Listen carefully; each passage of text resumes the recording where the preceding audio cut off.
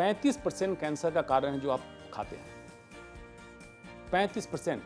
सिर्फ 5 से 15% cancer genetic है, मतलब परिवार में एक अंग को हो दूसरे को आ जाएगा। ये सिर्फ 5 से 15%, मतलब 85% कैंसर आप क्या खाते हैं, क्या पीते हैं, इससे होगा। बिल्कुल 85% बाहर से लेते हैं। और उसको अगर मैं कहूँ और साधारण भाषा में कि कैंसर बाजार में बिकता है और हम उसके खरीदार हैं। रोज हम कैंसर खरीद के घर लाते हैं।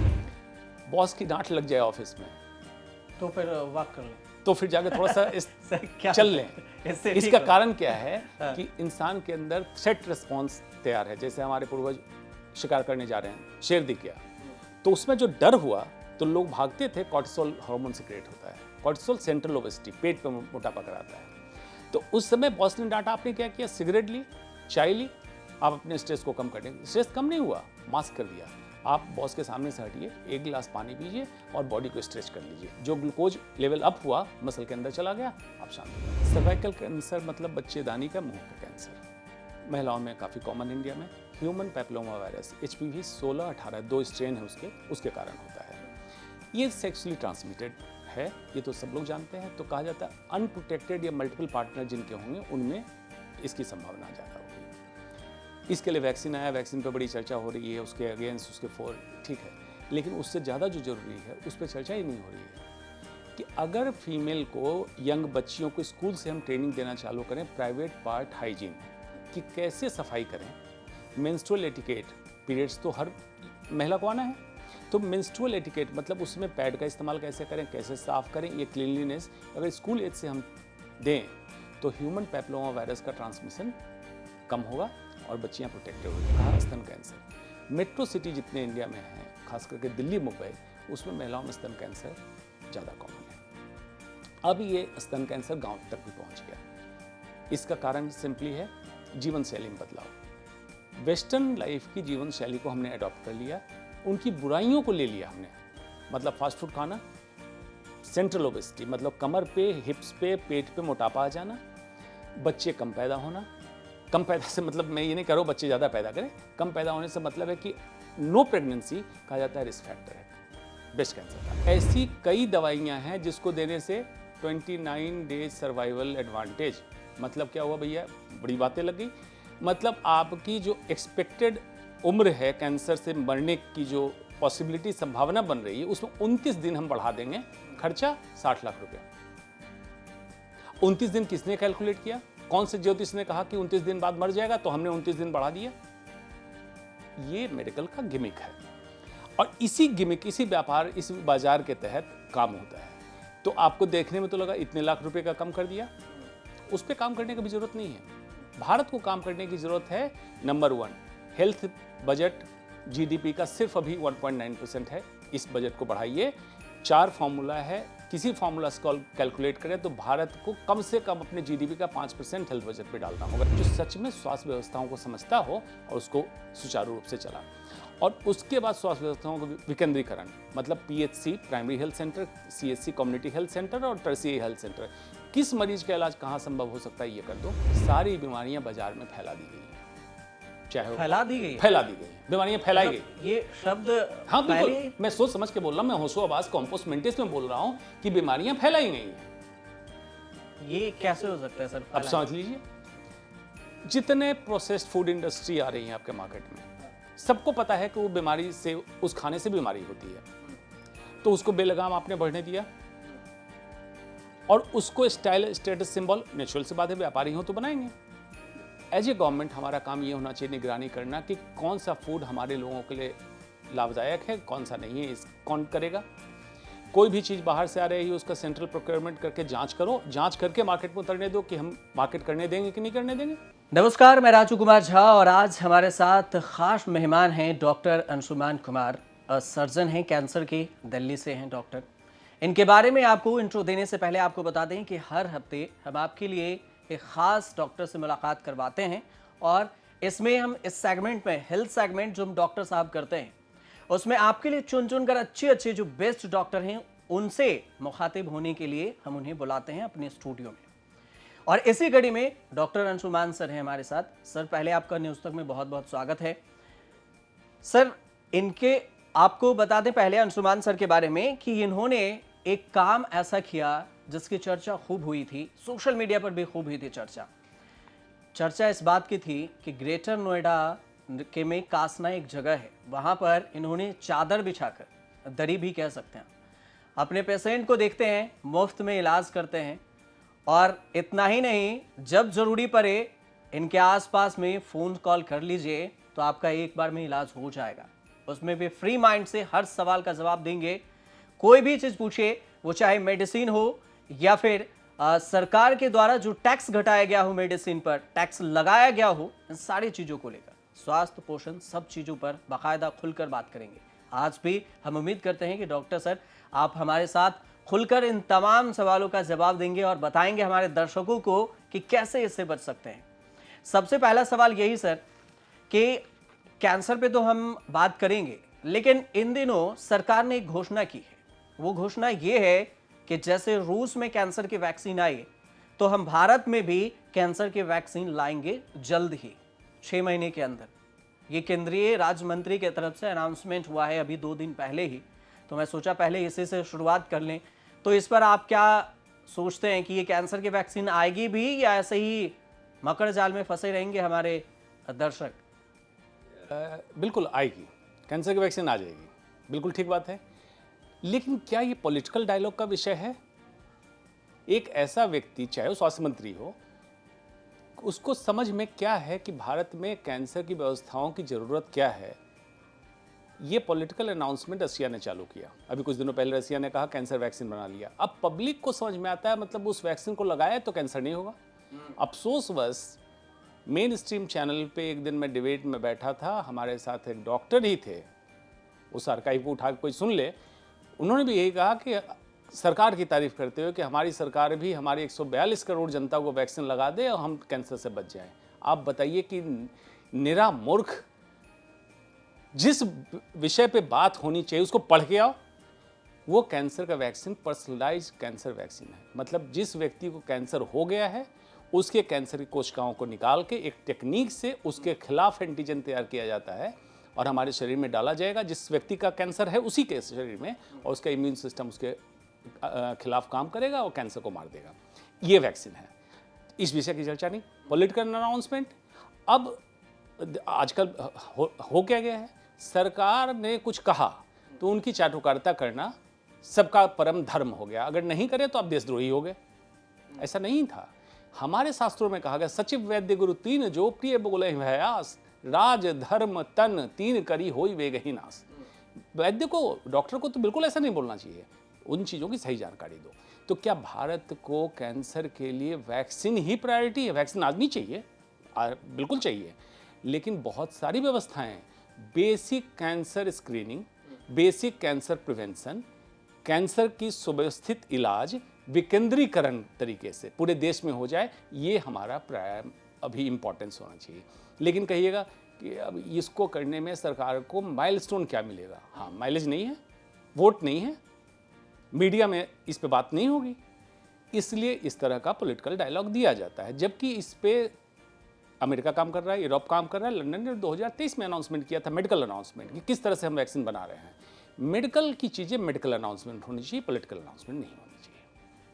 अच्छा, लेकिन सर सरकार तो पॉलिटिकल ही बना के करती है। वो चाहे मौत पे कफन की भी बात हो, उस पर भी जीएसटी में कम करे, तब भी कहे कि हमने जीएसटी दर कम किया।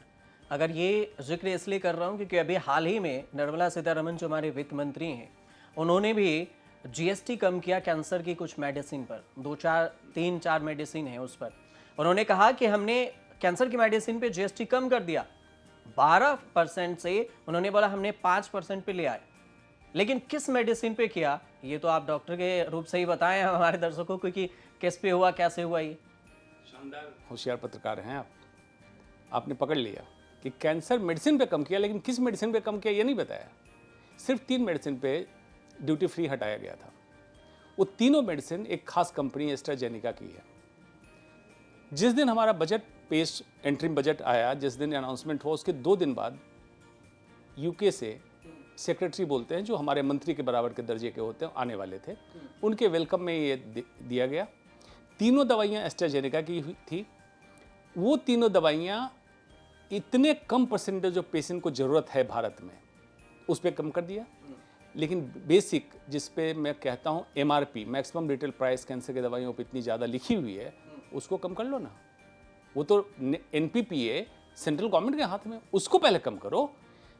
बेबुनियाद उस पर प्राइस जो लिखा हुआ है, जिस पे मुनाफाखोरी चल रही है, उसको कम करो। कैंसर का इलाज अफोर्डेबल हो जाएगा।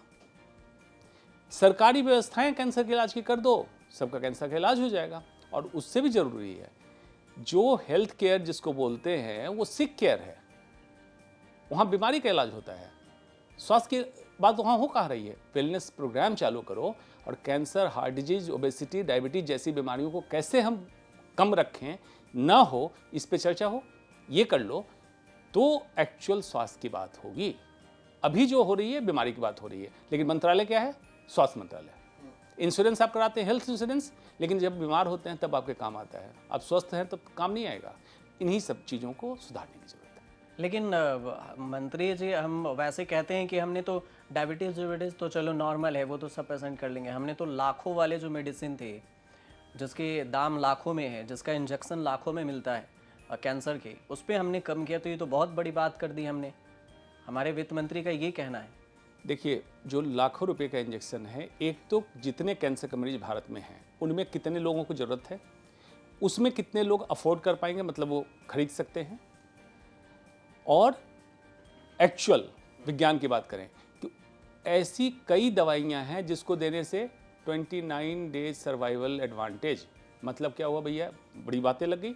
मतलब आपकी जो एक्सपेक्टेड उम्र है कैंसर से मरने की, जो पॉसिबिलिटी, संभावना बन रही है, उसमें 29 दिन हम बढ़ा देंगे। खर्चा 60 लाख रुपया। 29 दिन किसने कैलकुलेट किया? कौन से ज्योतिष ने कहा कि 29 दिन बाद मर जाएगा, तो हमने 29 दिन बढ़ा दिया? ये मेडिकल का गिमिक है। और इसी गिमिक, इसी व्यापार, इस बाजार के तहत काम होता है। तो आपको देखने में तो लगा इतने लाख रुपए का कम कर दिया, उस पर काम करने की भी जरूरत नहीं है। भारत को काम करने की जरूरत है। नंबर 1, हेल्थ बजट GDP का सिर्फ अभी 1.9% है। इस बजट को बढ़ाइए। 4 फॉर्मूला है, किसी फॉर्मूला से कैलकुलेट करें तो भारत को कम से कम अपने GDP का 5% हेल्थ बजट पे डालना होगा। Number 1। Number 2, holistic health care approach पूरे कंट्री में हो। हॉलिस्टिक से मतलब है 6 विधाएं भारत में हैं। मॉडर्न मेडिसिन, जिसको मेलोपैथ कहते हैं, आयुर्वेद, होम्योपैथ, यूनानी, सिद्धा एंड नेचुरोपैथ, 6 को मिला के अंडर वन रूफ काम करने दो। कोई भी रोगी या कोई भी स्वस्थ व्यक्ति जब जाए तो उसको और कैसे स्वस्थ रखें या निरोगी कैसे बना दे, इस पे काम हो। तीसरी जरूरत है विकेंद्रीकरण, स्वास्थ्य व्यवस्थाओं का विकेंद्रीकरण।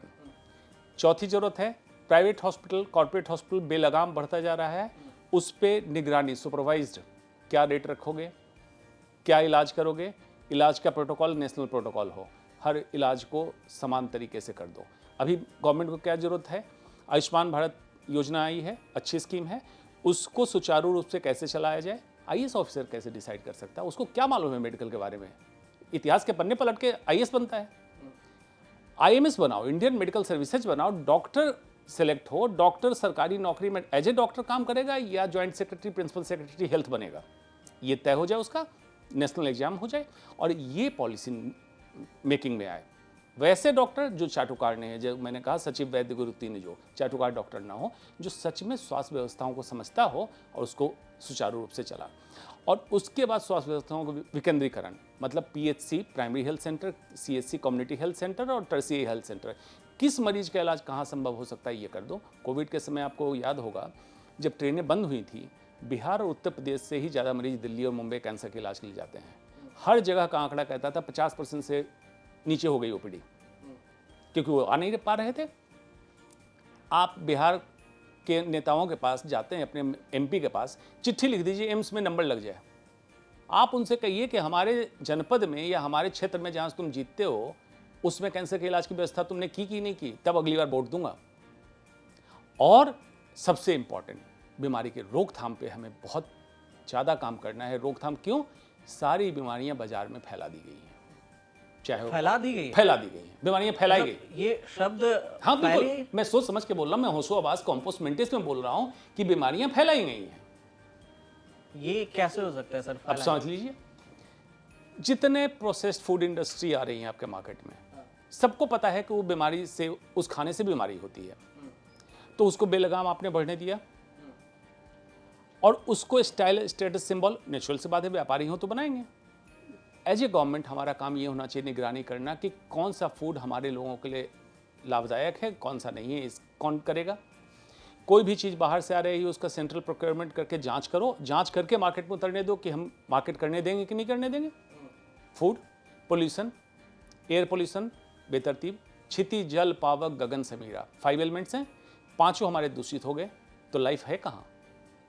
जीवन को सुचारू चलने के लिए 5 एलिमेंट्स ऑफ लाइफ चाहिए। Air polluted, water polluted, soil polluted, इंसान स्ट्रेस में, हर चीज़ तो खराब हो गया तो बीमारियां फैलाई नहीं जा रही तो क्या की जा रही है। और खाने में भी मिक्स फूड एडल्ट्रेशन, वो जनरल पूरे फूड को आप ले लीजिए, फूड इंडस्ट्री से लेके जो नॉर्मल चीज़ भी मिल रही है एडल्ट्रेटेड मिल रही है। क्या ये पता नहीं है सरकार में बैठे लोगों को? तो सरकार जानबूझ के ये कर रही है, आपके कहने के अनुसार तो यही है कि फिर देखिए, सरकार में जो चुन के जाते हैं नेता बहुत होशियार होते हैं, ये बात तय रखिए। उनको अगर इलेक्शन जीतना आता है तो आप मानिए कि आपसे ज़्यादा होशियार हैं तभी वो इलेक्शन जीत के मंत्री बने हैं। आपकी प्राथमिकता क्या है ये वो जानते हैं। आपने कहा राम मंदिर का डिस्प्यूट है भाई, खत्म होना चाहिए, हो गया खत्म कि नहीं हुआ? 370 का डिस्प्यूट है, खत्म करो, खत्म हो गया। आप कहिए स्वास्थ्य हमारी प्राथमिकता है, ये करके देंगे, लेकिन आपने कभी मांगा ही नहीं।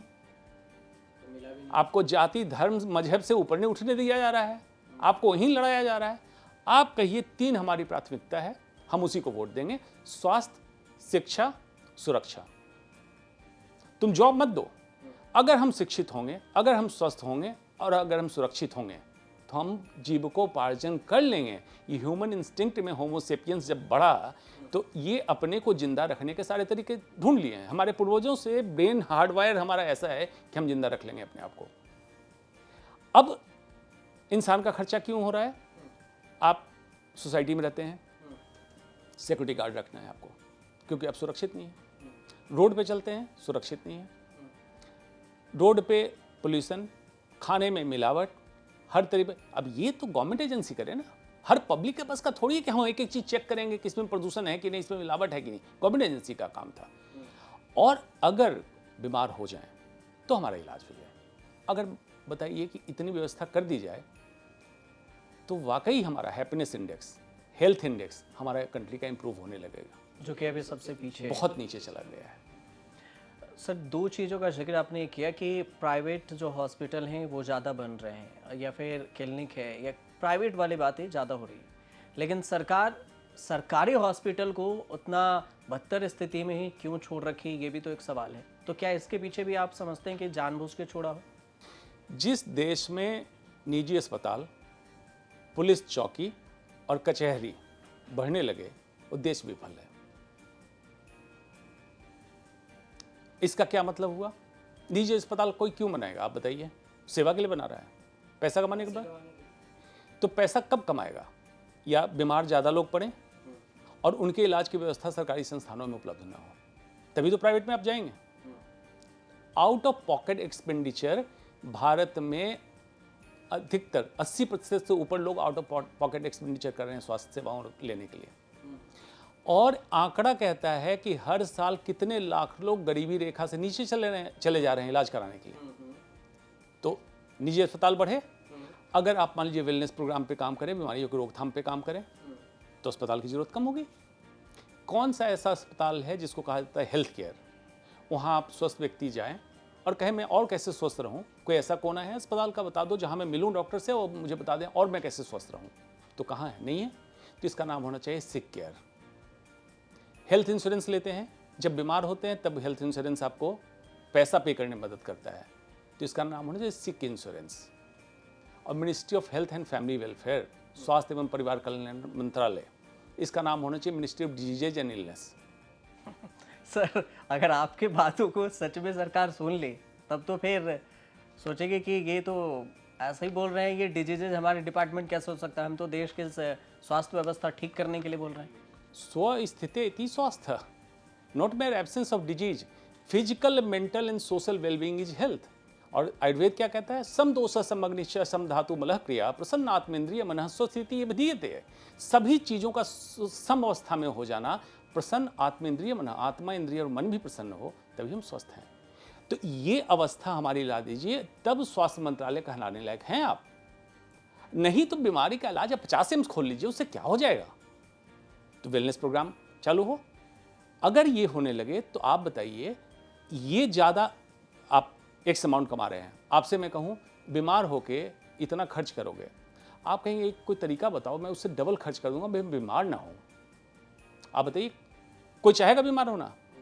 लेकिन इन बेवकूफ़ों को, व्यापारियों को भी, फार्मा कंपनी वालों को ये नहीं समझ में आया कि प्रोग्राम ऐसा तैयार करो पब्लिक को बीमार होने से बचाओ।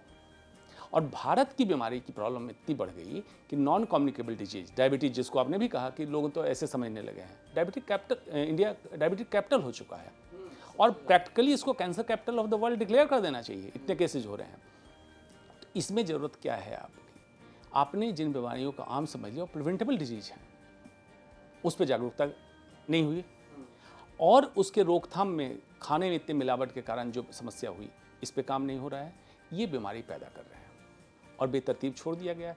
उस पर अगर हम लगाम लगाएं तो हमारा जो पैसा ब्लैक होल में जा रहा है कंट्री का बीमारी के इलाज पे, ये कम होने लगेगा और सच में कंट्री का रेवेन्यू हम बचा पाएंगे। और ये बहुत पॉजिटिव सेंस में मैं कह रहा हूँ कि जनरली लोगों को लगता है कि मैं ऐसा कह रहा हूँ कि आदर्शवादिता की बात है, ये डूएबल है, मैं ऐसी बात कह रहा हूँ, ये संभव है। करना चाहें तो सिर्फ स्ट्रॉन्ग पॉलिटिकल विल और पब्लिक डिमांड, दो चीज़ों की जरूरत है, ये हो जाएगा।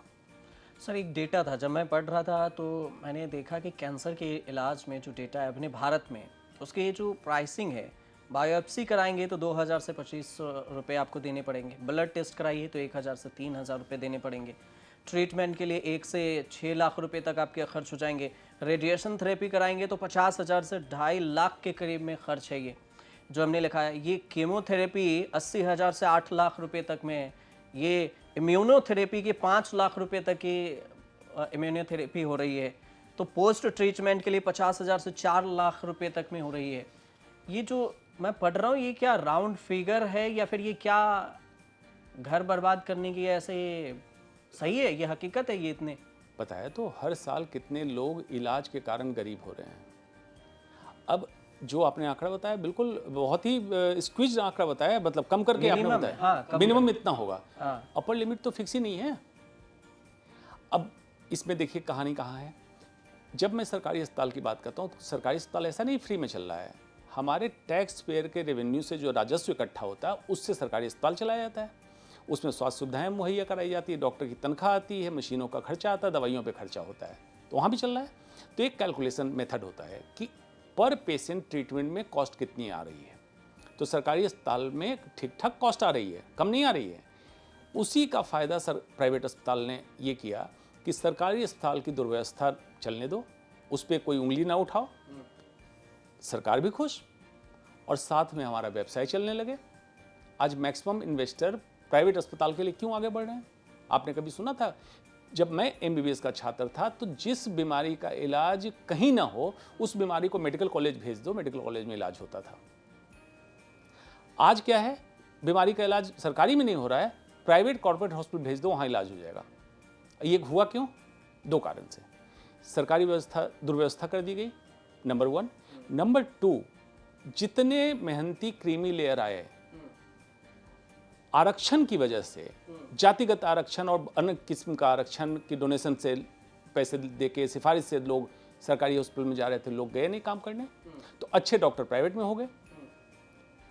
ये जो दुर्व्यवस्था बनी, जो फासला बना, ये लोगों को, जब मैं बोलता हूँ तो लोग नाराज हो जाते हैं। मैं कहता हूँ मेडिकल में आरक्षण नहीं होना चाहिए, जातिगत आरक्षण, तो लोग नाराज हो जाते हैं। भाई नाराजगी क्यों है? मैं तो ये कह रहा हूँ किसी भी जाति का हो, नॉर्मल कॉम्पिटिशन से क्वालिफाई करके क्रीमी लेयर और जो पैशनेट हो को मुझे डॉक्टर बनना है, वही आए। अगर ऐसे लोग आने लगेंगे तब हेल्थ केयर में रिफॉर्म और रीढ़ वाले लोग होंगे, स्पाइनलेस लोग नहीं होंगे। नहीं तो कॉरपोरेट और सरकार ये क्या कर रही है, 12th के बाद जो सिलेक्ट हो गया लड़का वो तो डॉक्टर बना, जो बच गया वो कौन बना? IAS और या MBA कर लिया, वो रूल कर रहा है डॉक्टर को। अब जो IAS IPS MBA भी नहीं बन पाए वो क्या बना? नेता, वो रूल कर रहा है इनको। और जो ये कुछ नहीं कर पाए वो बना बाबा, और वो बाबा रूल कर रहा है पॉलिटिशियन को। तो ये तो सिस्टम है हमारे कंट्री का। टीचर हमारे कंट्री का सबसे ऊपर होना चाहिए, शिक्षक। लेकिन सर ऐसे ऐसे सिस्टम हमारे यहाँ कहाँ टिकते हैं सर? सरकार में अगर ज़्यादा एजुकेटेड लोगों को तो मंत्री भी नहीं बनाया जाएगा ठीक से, अगर ठीक से बात कर ले तो, सच सच बोल ले तो बोलेगा नहीं नहीं you are not able to leader. प्रजातंत्र की समस्या यही है, पहले कहा जाता है यथा राजा तथा प्रजा, डेमोक्रेसी में हो गया यथा प्रजा तथा राजा। तो जैसी प्रजा है वैसे लोग जा रहे हैं। आज आप डिमांड करेंगे, अगर आप पढ़े लिखे होंगे, आपके पास रेशनल थॉट्स होंगे, लॉजिक अगर आपके पास होगा तो आप चुन के भी भेजेंगे वैसे लोगों को। ऐसे लोग जब जाएंगे तो सच में सोशल रिफॉर्म के लिए काम करेंगे, सच में ऐसा काम करेंगे जिसमें भारत विश्व गुरु बन सकता है, क्योंकि हमारे पास सच में इतना टैलेंट भी है और इतनी सुविधाएं हैं। लेकिन आज हर इंसान चाह रहा है कि आज मेरा किसी दिन निकल जाए, कैसे भी निकल जाए, या लाल बत्ती को देख के आपका ग्लैमर इतना होता है कि हर आदमी कुछ ना कर रहा है तो नेता बनना चाह रहा है। ये ग्लैमर है। तो आप तो नेता बन रहे थे सेवा करने के लिए, ग्लैमर क्यों? यही भारत है ना जिसमें विक्रमशिला नालंदा विश्वविद्यालय है, विदेशों से लोग पढ़ने आते थे, और उसमें आज भी रेशियो नहीं है, 5 छात्र पे 1 शिक्षक हुआ करते थे। यही भारत है। उसको प्लान करके, चाहे तो ब्रिटिशर्स को कहें चाहे जिसको कहें, शिक्षा नीति हमारी बदल दी गई। शिक्षा हमारी प्राथमिकता सिर्फ नौकरी पाने के लिए करा दी गई। हम इनोवेटर क्रिएट नहीं कर रहे हैं, हम कोई ऐसा ब्रीड पैदा नहीं कर रहे हैं जो लॉजिकल सोचे। डरा हुआ ब्रीड है भारत, एक डरा हुआ ब्रीड पैदा कर रहा है जो सिर्फ चाह रहा है मुझे नौकरी मिल जाए, तनख्वाह मिल जाए, मैं अपने जीवन को काटूं और निकलूं यहाँ से। तो गोल ही सेट है एक, सिर्फ जॉब, इनोवेशन नहीं चाहिए। इनोवेशन नहीं चाहिए। भारत जो जो चीज़ें दे चुका है, इतिहास को उठा के देखिए, भारत भी दे सकता था, लेकिन स्लोली आपको पॉइजन दिया गया। आपको एक तरह से हफीम चरस जैसा नशा डाल दिया गया है, या तो धर्म का नशा, या जाति का नशा, या किसी भी आइडियोलॉजी का नशा। इंडिपेंडेंट थिंकर हमारे यहाँ खत्म हो गए। यही भारत है जिसमें चारवाक भी थे, बुद्ध भी हुए, जैन भी हुए, वेदांत के रहते, और वेदांत ने कहा शास्त्रार्थ करो, डिबेट करो। यही भारत था हमारा। तो हमारे भारत को जगाने की जरूरत है, और इसमें बेवाकी की जरूरत है, डिबेट की जरूरत है, लड़ाई की जरूरत नहीं है, गाली गलौज की जरूरत नहीं है। आप पढ़े लिखे उस स्तर पे आके डिबेट कीजिए और समुचित व्यवस्था बनाइए, चाहे व्यवस्था शिक्षा हो, चाहे सुरक्षा हो, चाहे स्वास्थ्य हो। सर एक चीज़ हमने इतने इस पे बात कर ली, एक चीज़ और हम समझेंगे, उसके बाद हम चलेंगे कैंसर पे, टोटली की कैंसर में क्या कुछ होता है। ये जो ड्रग्स की आपने बात की, मेडिसिन की, ये सारे ड्रग्स के साथ ऐसे ही होते होंगे फिर प्राइसिंग को लेकर कि इस प्राइस को ज़्यादा कर दो, कम कर दो? क्योंकि मैंने पढ़ा था जेनरिक मेडिसिन एक जो होता है, वो जेनरिक मेडिसिन तो कम में मिल जाते हैं। तो फिर ये जेनरिक और दूसरे जो मेडिसिन ब्रांडेड मेडिसिन है, उनमें डिफरेंस क्या है? जो लोग ब्रांडेड में ज़्यादा जाते हैं जेनरिक को छोड़कर, इसमें भी प्राइस का कुछ हेर फेर है? बिल्कुल, दोनों चीज़ें समझाता हूँ। एक तो पहले समझिए पेटेंटेड मेडिसिन, मतलब कोई कंपनी नई दवा जब लाती है उस पर पेटेंट लाइसेंस होता है। ऑन एन एवरेज 10 साल रखिए, किसी कंपनी का 15 साल होता है। उस पर कंपनी डिक्टेट कर सकती है कि उसको रिसर्च डेवलपमेंट में जो खर्च हुआ तो प्राइस क्या रखेगी, उसको थोड़ी देर के लिए आउट करते हैं। ये कम ही मेडिसिन है। जब पेटेंट लाइसेंस से बाहर हो गई मेडिसिन, तो उसका drug price control central government decide करती है। कोई भी कंपनी उस पर्टिकुलर मॉलिक्यूल को लाएगी तो गवर्नमेंट के पास अपना फाइल डाले, MRP मतलब मैक्सिमम रिटेल प्राइस उस पर क्या रखा जाएगा ये दे दिया। अब उसकी कॉस्टिंग लेके मार्केट तक उतारने तक एक सर्टेन प्राइस हुआ, उससे कई गुना ज़्यादा MRP रखा गया। तो ये किस लिए रखा गया? उदाहरण के तौर पे कैंसर की मेडिसिन है जिस पे MRP 18,000 है, अब डायरेक्ट होलसेलर से खरीदें तो 2200 रुपये मिल जाती है। तो ये बीच का मुनाफा अस्पताल को या डॉक्टर को कट्स कमीशन के लिए रख दिया गया। डॉक्टर्स भी लेते हैं कमीशन? डॉक्टर्स लेते हैं, ये तो खुली बात है भाई। नहीं, हमारे दर्शक कभी कभी सोचते हैं डॉक्टर ये दूसरा भगवान का रूप है, तो वो जो बोल दिए वो सच है। देखिए, डॉक्टर भगवान तो ना बनाए, एक क्वालिफाइड प्रोफेशनल है जो ह्यूमन बॉडी को समझता है, बीमारियों को जानता है, इलाज करता है। लेकिन जब भी व्यापार और व्यवसाय इन्वॉल्व होता है तो उस समय अपने को काबू में रखना, देखो 3P जब आ जाए ना तो इंसान अपने को काबू में रखने में असमर्थ होने लगता है, और जो रख लिया वो योगी या संत है। कौन सा 3P? पक्ष, पावर एंड पोजीशन। पैसा, पावर, पोजीशन। 3 समय आके अगर इंसान यहाँ से शांत रह गया या जिस मकसद के लिए वो बनाया हो करता रह गया तो संत है, चाहे वेशभूषा कोई भी हो। ये पैसे का लोभ एक पूरे नेक्सस की तरफ फैलाया जाता है, जिसके कारण या तो बेवजह दवा दी जाती है या बेतरतीब दवा दी जाती है। उसी को कंट्रोल करने के बाद मैं ये कह रहा हूँ कि एमआरपी अगर हम कम कर दें तो कमीशन का कॉन्सेप्ट खत्म हो गया। फिर आपको ये नहीं करना पड़ेगा कि तुम ये दवा लिखो वो मत लिखो। जो आपने बात कही जेनरिक मेडिसिन, अब उसका दूसरा पहलू भी सुनिए। जेनरिक मेडिसिन हुआ कि उस पर्टिकुलर मॉलिक्यूल को एज इट इज बिना कोई ब्रांड नेम के मार्केट में लाया गया, कम में मिल रहा है। उसमें एक चीज़ होती है बायो इक्विवेलेंस, मतलब ये क्या वाकई उतना कारगर है कि नहीं है, ये टेस्ट होके ही आना चाहिए मार्केट में। क्यों जेनरिक मेडिसिन पे लोगों को ट्रस्ट नहीं आ रहा है कि जेनरिक मेडिसिन के नाम पे या तो इनएडिक्वेट अमाउंट, उसमें कम दवा है या दवा है ही नहीं, ऐसी दवा मार्केट में ला दी जाएगी तो लोगों का ट्रस्ट नहीं होगा, डॉक्टर बदनाम हो गया उसमें।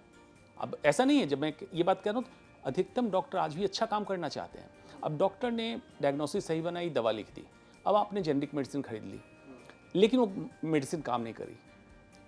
आप या तो डॉक्टर को दोष देंगे, या डॉक्टर सोचेगा मेरी डायग्नोसिस गलत है, कुछ और डायग्नोसिस बनाओ, जबकि गलती वहाँ हो गई। तो ये गवर्नमेंट को इंश्योर करना है कि जेनरिक मेडिसिन का क्वालिटी स्टैंडर्ड हो। बेशक अभी थोड़ा सा महंगा कर दो, लेकिन स्टैंडर्डाइज क्वालिटी हो, और बाकी जो ब्रांडेड मेडिसिन है उस पर कैपिंग कर दो।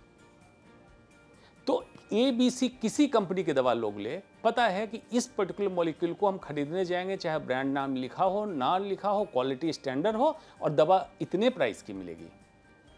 बड़ा छोटा सा है, लेकिन पब्लिक को दिखाने के लिए बड़े बड़े नेता बैठ के क्या है, डॉक्टर कमीशन लेते हैं, हमने कमीशन बंद करा दिया।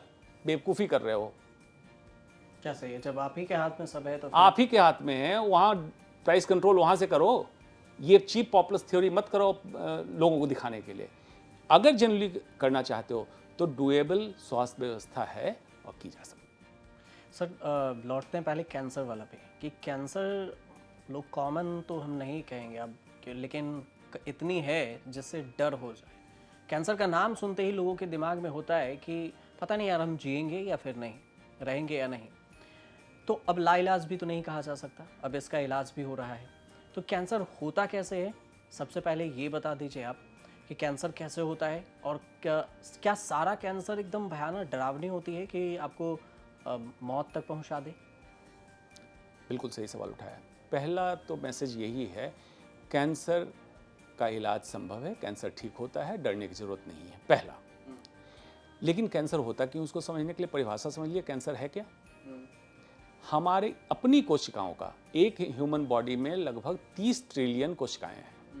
हमारी अपनी कोशिकाओं का उद्देश्य विहीन बेतरतीब असामान्य वृद्धि होने लगे और एक अंग से दूसरे अंग में जाने की क्षमता पनपने लगे, यही कैंसर है। मतलब बाहर से सिर्फ इसका इंडक्शन आया, लेकिन कोशिका हमारी थी, हमारे शरीर के अंदर की। अब ये बनी क्यों, इसको आम भाषा में समझिए। दिल्ली की आबादी मान लीजिए 3 करोड़ है, 3 करोड़ लोग मिलजुल के रह रहे हैं, law and order, traffic rule सब कुछ फॉलो कर रहे हैं, अच्छे से चल रहे हैं। और इसी में से हमारे बीच के कुछ लोग आतंकवादी बन गए, हमारे अपने लोगों को मारने लगे, एक स्टेट से दूसरे स्टेट भागने लगे, एक अंग से दूसरे अंग भागने लगे। कैंसर वही टेररिस्ट है। लेकिन टेररिस्ट बनते क्यों हैं, उनकी साइकोलॉजी ऑफ टेररिज्म पे जाइए। जब उनकी प्रताड़ना बेतरतीब और लंबे समय तक चले, तो शरीर में कोशिकाओं की प्रताड़ना बेतरतीब और लंबे समय तक चले, और आपका पुलिस सिस्टम, मतलब इंटरनल डिफेंस मैकेनिज्म, हर दिन हर इंसान के शरीर में कैंसर की कोशिकाएं बन रही हैं, लेकिन हमारा पुलिस सिस्टम उसको पकड़ता है, ठीक कर देता है या मार देता है उस कैंसर के सेल को। जिस दिन कैंसर बेकाबू हो गया और इसको चकमा देना सीख गया डिफेंस सिस्टम को, वो एक ट्यूमर का रूप लेगा, एक अंग से दूसरे अंग में फैलने लगेगा। तो आपको समझना ये है कि आपने प्रताड़ना कैसे दी। प्रताड़ना आप कैसे दे सकते हैं?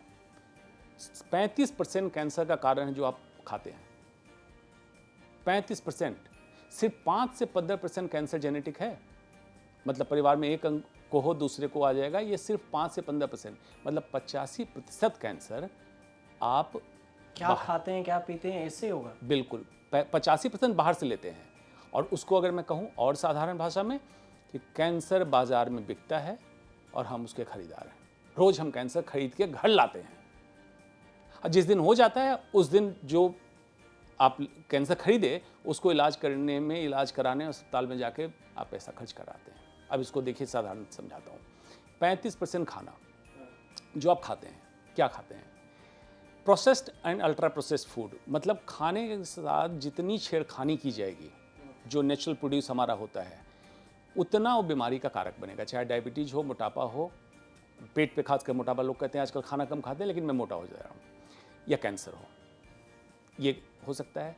तो ब्राज़ील का classification Nova classification, Nova 1, 2, 3, 4, 3 and 4 processed and ultra processed food, ये कहा जाता है पॉइजन है। अब नेचुरल खाना क्या है, इसको साधारण भारतीय दर्शकों के लिए भगवान की रसोई, पहली प्राकृतिक चीज़ें जैसे उग रही वैसे आप खा सकें, वो आपके स्वास्थ्य के लिए लाभदायक है। भगवान की रसोई, इंसान की रसोई, शुद्ध भारतीय भोजन जो भारतीय रसोई में बन रही है वो आप खा रहे हैं, ताज़ा बनाएं, ताज़ा खाएं, दाल चावल सब्जी रोटी, जो भी क्लासिकल खाना हमारा है, ये आपका स्वास्थ्यवर्धक खाना है। शैतान की रसोई, पैक्ड एंड प्रोसेस्ड फूड, जितना आप सोच सकते हैं, जो हर इंसान, जितने दर्शक देख रहे हैं, आप सोचे कि आपने ऐप बेस्ड फूड ऑर्डर किया, प्लास्टिक के आया, प्रोसेस्ड फूड आया, इतनी जल्दी कौन खाना बना सकता है? इतनी पैक्ड फूड, बच्चे चिप्स और इस तरह की चीज़ें जो खा रहे हैं, फास्ट फूड, ये सब कैंसर कारक है। मॉडर्न साइंस में भी प्रूव कर चुका है, तो आप खाई क्यों रहे हैं? नंबर 1। नंबर 2, आप अपने शरीर पे जो इस्तेमाल करते हैं कॉस्मेटिक प्रोडक्ट, जैसे हेयर कलर, बहुत सारे शैम्पू, आप देखें उसमें लिखा होगा पैराबेन, थैलेट्स, कैंसर कारक है। इस तरह के केमिकल का जो इस्तेमाल करने लगे, किस लिए करने लगे? आप क्यों चाहते हैं कि आप बच्चे ही दिखें? जब उम्र हो रही है तो बाल सफ़ेद होंगे, ये नेचुरल है, या ये नेचुरल है कि बाल आपके काले रह जाएं? इमेजिन कीजिए कि आप किशोरावस्था में जब थे तब बाल आपके सफ़ेद दिखते, तो आपको कैसा लगता? तो आप जब प्रौढ़ावस्था में आ गए या बुजुर्ग हो रहे हैं तो आपके काले बाल दिख रहे हैं, तो कैसा लग रहा है? आप गड़बड़ हैं, उसको ठीक कीजिए। प्रकृति के साथ समन्वय स्थापित करके जीवन को ले चलेंगे, बीमारियों से दूर रहें, जिसमें एक बीमारी कैंसर है। पहला काम, खाने आपने देख लिया। मोटापा, आज देखिए आम तौर पे लोग दिल्ली में रहने वाले की समस्या है कि खाना तो मैं कम खाता हूँ लेकिन मोटा होता जा रहा हूँ, फैटी लिवर। अब ये सारी समस्या क्यों हो रही है? प्रोसेस अल्ट्रा प्रोसेस फूड, जैसे किसी खाने को आप ऐसे समझिए, गेहूं है, गेहूं में स्टार्च अगर दिया गया तो फाइबर भी दिया गया, एंटीऑक्सीडेंट भी दिया गया, लेकिन रिफाइंड आटा जब बनाया गया तो फाइबर हटा दिया गया, एंटीऑक्सीडेंट हटा दिया, आपने स्टार्च ले लिया, इंसुलिन पीक मारा। प्रोसेस्ड फूड आप लेते रहते हैं, चल फिर के आए, एक चाय ले ली, कॉफ़ी ले ली चीनी वाली, 2 बिस्किट खा लिया, insulin spike, multiple insulin spike, plastic usages, air pollution, non stick बर्तन, नॉन स्टिक पेपर, इसमें सब में कैंसर कारक भरे पड़े हैं। तो अब क्या लोग ऐसे डर जाएं कि सब कुछ छोड़ दें? मैं भी यही सोच रहा था। एग्जैक्टली, डोज एंड ड्यूरेशन इस पे निर्भर है। जैसे अगर किसी व्यक्ति को कार्सिनोजेन का एक्सपोजर डोज ज़्यादा हो या लंबे समय तक हो, तभी जाकर उसको कैंसर होगा। तो आपको करना क्या है? यदा कदा कभी एक्सपोजर हो जाए कोई दिक्कत नहीं, बॉडी सिस्टम हमारा चेक कर लेता है। अपने डिफेंस सिस्टम को बढ़ाना है और एक्सपोजर को कम करना है। डिफेंस सिस्टम को बढ़ाने के लिए नेचुरली हमारा डिफेंस सिस्टम दिया हुआ है, आप उस पर अत्याचार ना करें। और उसके लिए सिंपल फॉर्मूला हर समय मैं देता हूँ कि एक स्वस्थ व्यक्ति के 4 पिलर हैं, 4 pillars of health, MMMS, triple MS। पहला मील, जो मैं खाने की बात कह रहा हूँ। दूसरा M, मूवमेंट, मतलब एक एक्सरसाइज। कैसी एक्सरसाइज? जिम वाली की जरूरत नहीं है, ऐसी एक्सरसाइज करें जिसमें FARB चारों चीज़ें आ जाए, flexibility, aerobics, resistance training, balancing. एक एक्सरसाइज पूछिए इसमें चारों चीज़ें हैं, योगा। तो लेकिन योगासन करें अष्टांग योगा, जिसमें यम नियम आसन, प्राणायाम, प्रत्याहार, धारणा, ध्यान, समाधि 8 सम्मिलित हो। योग करें। मूवमेंट कब कब करें? सुबह एक बार करें मूवमेंट, खाने के 10 मिनट बाद जरूर वॉक कर लें, हल्का वॉक कर लें, ताकि आपका ग्लूकोज लेवल बहुत तेज़ी से अपना हो। बॉस की डांट लग जाए ऑफिस में तो फिर वॉक कर लें, तो फिर जाके थोड़ा सा चल लें। इसका कारण क्या है कि इंसान के अंदर थ्रेट रिस्पॉन्स तैयार है। जैसे हमारे पूर्वज शिकार करने जा रहे हैं, शेर दिख गया, तो उसमें जो डर हुआ तो लोग भागते थे, कॉर्टिसोल हार्मोन सिक्रेट होता है। कॉर्टिसोल सेंट्रल ओबेसिटी, पेट पे मोटापा कराता है। तो उस समय बॉस ने डांटा, आपने क्या किया? सिगरेट ली, चाय ली, आप अपने स्ट्रेस को कम करने, स्ट्रेस कम नहीं हुआ, मास्क कर दिया। आप बॉस के सामने से हटिए, 1 गिलास पानी पीजिए और बॉडी को स्ट्रेच कर लीजिए। जो ग्लूकोज लेवल अप हुआ मसल के अंदर चला गया, आप शांत हो जाएंगे। Movement. Third, mind stuff, mental health. बहुत इंपॉर्टेंट है। मेंटल हेल्थ की प्रॉब्लम भारत में बढ़ती जा रही है, लेकिन यहाँ पे मेंटल हेल्थ इशू डिस्कस करने का मतलब है कि पागल हो गया और पागल के डॉक्टर के पास जा रहा है, ऐसा नहीं है। एंग्जाइटी, पैनिक, डिप्रेशन, इंसोम्निया सब मेंटल हेल्थ है। तो माइंड स्टफ को आपको ठीक करना है। And it's sleep, quality and quantity sleep. 7 से 8 घंटे की नींद लीजिए। कुछ व्यक्ति, बड़े बड़े लोग कहते हैं हम तो 4 ही घंटे सोते हैं। तो भाई क्यों 4 घंटे सोते हो, करते क्या हो? तुम जो काम 10 घंटे में नहीं कर पाओ तभी तुम्हें जगना पड़ रहा है। 7 से 8 घंटे सो, क्वालिटी सो, साउंड स्लीप, ताकि सुबह उठें फ्रेश, एज फ्रेश रोज बर्ड, एकदम कली की तरह खिले हुए। कैसे समझेंगे? हेडेक ना हो, कमर में दर्द ना हो रहा हो और उठने पे आलस ना आए, तो मतलब आपकी नींद पूरी हुई है। कैसे कर सकते हैं नींद पूरी? सोने से 2 घंटे पहले स्क्रीन ऑफ, घर का वाईफाई ऑफ, रूम में ब्लू लाइट नहीं हो, बिस्तर पर कंकड़ी गंदगी ना हो, साउंड स्लीप सोएं, पाँव धोएं, एक मॉइस्चराइजर पाँव में लगाएं। ये इस्टेब्लिश हो गया है, गुड स्लीपिंग इफेक्ट देगा। अगले दिन आप स्वस्थ उठेंगे। बेसिक टिप्स जो हमारे एंशिएंट सिस्टम में चल रहा है उसको एक्वायर करें। आज भी इंसान बाई नेचर हेल्दी है, हम बीमारी खरीदते हैं। सर, कैंसर के टाइप्स की कोई कैटेगरी है, लिमिट है कि इतने टाइप्स के हो सकते हैं? जहाँ भी कोशिका है वहाँ कैंसर पनप सकता है, और जब तक हम जिंदा हैं तब तक कैंसर का रिस्क है। अभी तो इसका एक मतलब ये भी, तो फिर छोड़ देते हैं। आप स्वस्थ ही जिंदा रहना चाहते हैं, स्वस्थ पैदा हुए और स्वस्थ ही मर जाएं, तो पूछेगा मरे क्यों? सेल की एक लाइफ तो है, जब वो बैटरी खत्म होगी तो आप चले जाएंगे। लेकिन डिजीज के साथ जीना, उसको इंक्रीज लाइफ स्पैन में नहीं मानता हूँ। लाइफ विदाउट पिल्स, दवाइयों के बिना जिंदगी हो, वही जिंदगी है। तो इसको करने के लिए आपको ऐसी व्यवस्था करनी है कि हमारी ज़रूरत क्या है, इसको सोच लीजिए। तो आप आ जाएंगे मिनिमलिज्म के थियरी पे।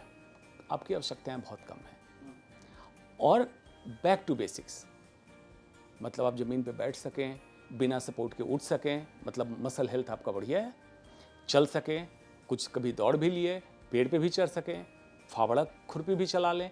ये है स्वास्थ्य की परिभाषा। स्वास्थ्य की परिभाषा ब्लड के लेबोरेटरी में नहीं है।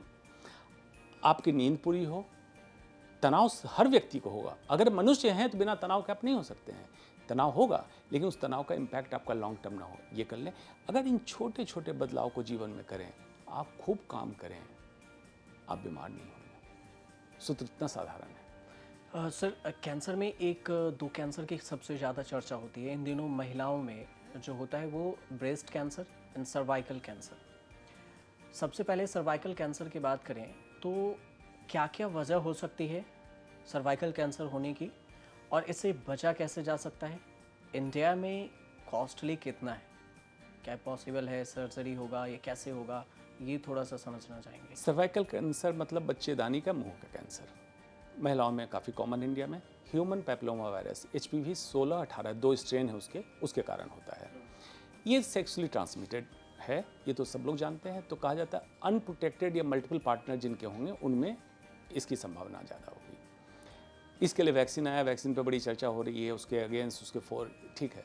लेकिन उससे ज़्यादा जो ज़रूरी है उस पर चर्चा ही नहीं हो रही है कि अगर फीमेल को, यंग बच्चियों को स्कूल से हम ट्रेनिंग देना चालू करें, प्राइवेट पार्ट हाइजीन कि कैसे सफाई करें, मेंस्ट्रुअल एटिकेट, पीरियड्स तो हर महिला को आना है, तो मेंस्ट्रुअल एटिकेट मतलब उसमें पैड का इस्तेमाल कैसे करें, कैसे साफ़ करें, ये क्लीनलीनेस अगर स्कूल एज से हम दें तो ह्यूमन पैपिलोमा वायरस का ट्रांसमिशन कम होगा और बच्चियां प्रोटेक्टेड होगी। नंबर 1। नंबर 2, सिर्फ सेक्सुअली ट्रांसमिटेड मतलब सेक्स से ही नहीं होता है।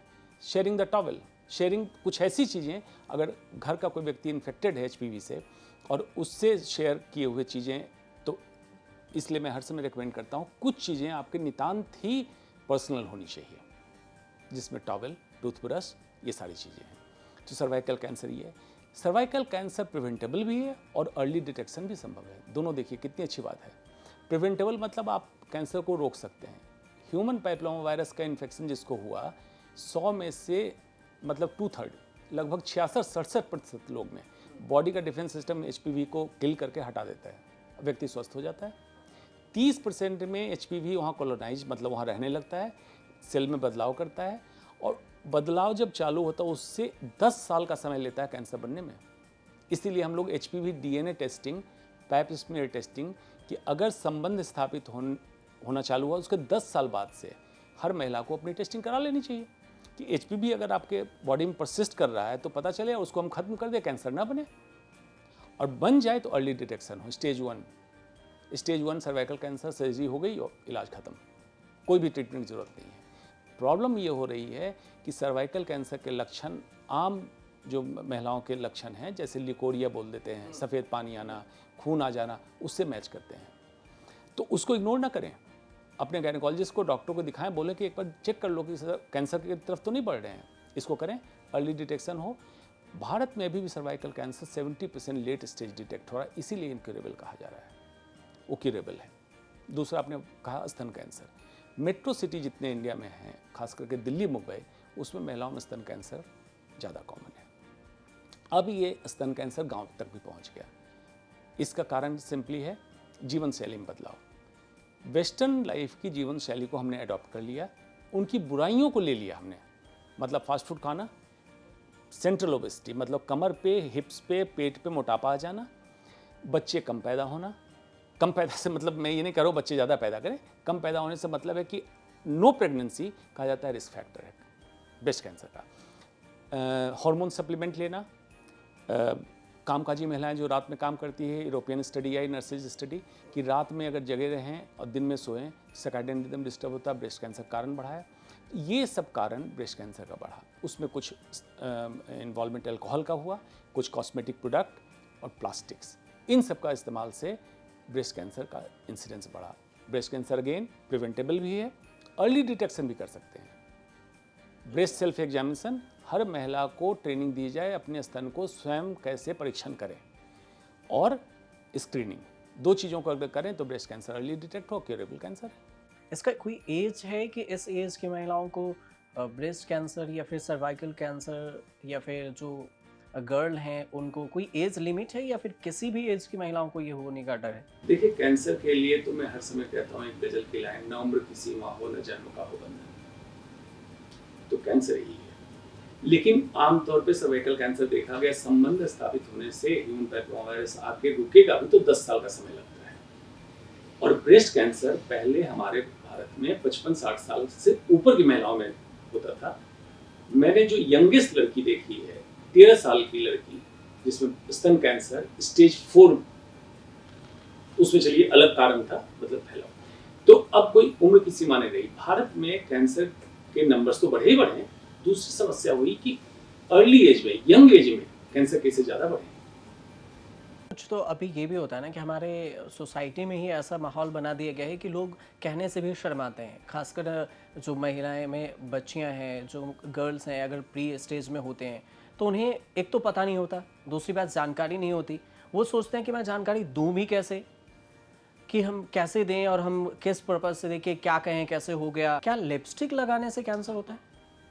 होता है क्या सच में? नहीं, ये सच में सर, मैं सर्च कर रहा था, मैं खुद शॉक्ड हो गया कि आज तो हर महिलाएं जो लड़कियां हैं वो लिपस्टिक यूज़ करती हैं। लिपस्टिक खास करके जो बहुत चीप ब्रांड की लिपस्टिक है, उसमें हैवी मेटल्स लाइक लेड की मात्रा होती है। ऐसे केमिकल डाल ले जाते हैं उसमें खुशबू या रंग लाने के लिए, जो कार्सिनोजेनिक है, और वो आपके स्किन से एब्जॉर्ब होकर हमारे शरीर में घुसता। लेकिन आप कहेंगे एक बार लिपस्टिक लगा लिया, या जो महिलाएं सुन रही हैं कि आज लिपस्टिक लगा लिया तो मुझे कैंसर हो जाएगा, आज से आप बंद कीजिए लो ब्रांड लिपस्टिक। सर, आप हमारे स्टूडियो में आए, इतना समय दिए, इतना कुछ हमारे दर्शकों को बताए, इसके लिए बहुत बहुत शुक्रिया आपका। और इस उम्मीद से आपको आज जाने की इजाज़त तो हम नहीं दे सकते, लेकिन समय की कमी है कि अगली बार आप ज़रूर आएंगे और उस पर हम विस्तार से, इस पर और भी एक अलग टॉपिक लेकर हम बात करेंगे कैंसर से रिलेटेड, क्योंकि कैंसर एक छोटी टॉपिक नहीं है जिसे हम 1 घंटे में आपको हम शॉर्ट में सब कुछ समझा भी दें। और दर्शक, आप हमारे साथ जुड़े रहिए और देखते रहिए न्यूज़ तक का खास शो सिर्फ आपके लिए लेकर आते हैं। और हर सप्ताह हेल्थ पे डॉक्टर साहब जो शो है ज़रूर देखिए और हमारे साथ बने रहिए। नमस्कार।